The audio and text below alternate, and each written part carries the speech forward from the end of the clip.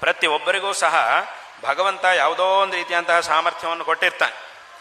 ಅಂತಹ ಸಾಮರ್ಥ್ಯವನ್ನು ನಾವು ಸರಿಯಾಗಿ ಉಪಯೋಗ ಮಾಡಿಕೊಂಡಾಗ, ಪ್ರತಿಯೊಬ್ಬರಿಗೂ ಒಂದು ಸಾಮರ್ಥ್ಯ ಇರುತ್ತೆ. ನಾವು ನಮ್ಮ ಆತ್ಮವಿಮರ್ಶೆ ಮಾಡಿಕೊಂಡ್ರೆ ನಮಗೆ ಗೊತ್ತಾಗುತ್ತೆ ನನಗೇನು ಸಾಮರ್ಥ್ಯ ಇದೆ. ಆದರೆ ಪ್ರಾಯ ಮನುಷ್ಯ ಏನು ಮಾಡ್ತಿರ್ತಾನೆ ಅಂತಂದರೆ ಅವನಿಗಿರುವ ಸಾಮರ್ಥ್ಯದ ಬಗ್ಗೆ ಯಾವತ್ತೂ ನೋಡುವುದಿಲ್ಲ, ಬೇರೆಯವ್ರಿಗೆ ಏನಿದೆ ಅನ್ನೋದನ್ನೇ ನೋಡ್ತಾನೆ. ಅಲ್ಲೇ ಮನುಷ್ಯನ ಯಾವಾಗಲೂ ವಿಫಲ ಆಗೋದು.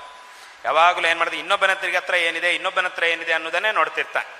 ತನ್ನ ಹತ್ರ ಏನಿದೆ ಅಂತ ನೋಡ್ಕೊಳ್ಳುವುದಿಲ್ಲ, ತನಗೇನು ಕೊಟ್ಟಿದ್ದಾನೆ ಅಂತ ನೋಡ್ಕೊಳ್ಳುವುದಿಲ್ಲ. ಈ ಥರ ಏನಾಗುತ್ತೆ ಅಂತಂದರೆ, ಈ ಥರ ನೋಡಿಕೊಂಡು ನೋಡಿ ನೋಡಿ ನೋಡಿ ಇದ್ದಿದ್ದಕ್ಕಿಂತಲೂ ಇನ್ನೂ ಕೆಳಗೆ ಹೋಗ್ತಾ ಇರ್ತಾನೆ. ಆದರೆ ಯಾವಾಗ ತನ್ನ ಹತ್ರ ಏನಿದೆ ಅನ್ನೋದನ್ನು ನೋಡ್ಕೊಳ್ತಾನೋ ಆವಾಗ ಬೇರೆಯವರಿಗಿಂತಲೂ ಇನ್ನೂ ಜಾಸ್ತಿ ಮೇಲಕ್ಕೆ ಅವನು ಹೋಗುವುದಕ್ಕೆ ಸಾಧ್ಯ ಆಗುತ್ತೆ.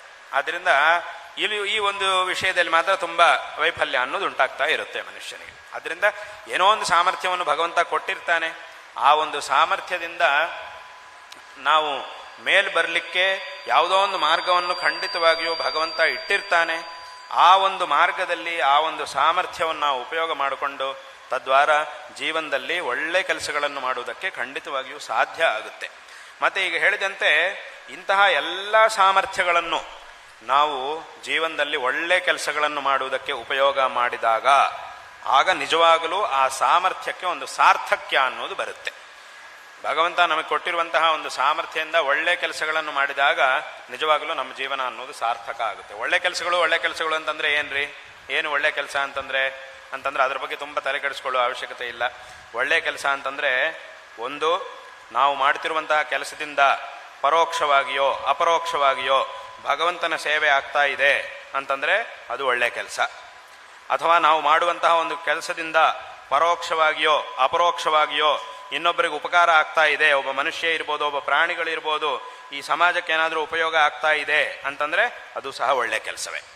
ಅಲ್ಲಿಗೆ ಒಳ್ಳೆ ಕೆಲಸ ಅಂತಂದರೆ ನಾವು ಮಾಡೋ ಕೆಲಸದಿಂದ ಭಗವಂತನ ಸೇವೆ ಆಗಬೇಕು, ಇಲ್ಲ ಇನ್ನೊಬ್ಬರಿಗೆ ಉಪಕಾರ ಆಗಬೇಕು. ಈ ಎರಡರಲ್ಲಿ ಯಾವುದಾದ್ರೂ ಒಂದು ಆಗ್ತಾ ಇದೆ ಅಂತಂದರೆ ಅಲ್ಲಿಗೆ ನಾವು ಮಾಡ್ತಿರೋದು ಒಳ್ಳೆ ಕೆಲಸ ಅಂತ ಲೆಕ್ಕ. ಈ ಎರಡು ಆಗ್ತಾ ಇಲ್ಲ ಅಂತಂದರೆ ಅದು ಸಾಮಾನ್ಯದ ಕೆಲಸ. ಏನೋ ನಮಗೆ ಮಾತ್ರ ಪ್ರಯೋಜನ, ನಮ್ಮ ಪ್ರಯೋಜನಕ್ಕೆ ನಾವೇನೋ ಮಾಡ್ಕೊಳ್ತಿದ್ದೀವಿ ಅಂತಂದರೆ ಅದು ಸಾಮಾನ್ಯದ ಕೆಲಸ. ನಾವು ಮಾಡ್ತಿರೋದು ಇದರಿಂದ ಇಂತಹ ಕಾರ್ಯ ನಡೀತಾ ಇದೆ ಅಂತಂದರೆ ಅದು ಉತ್ತಮವಾದಂತಹ ಕೆಲಸ.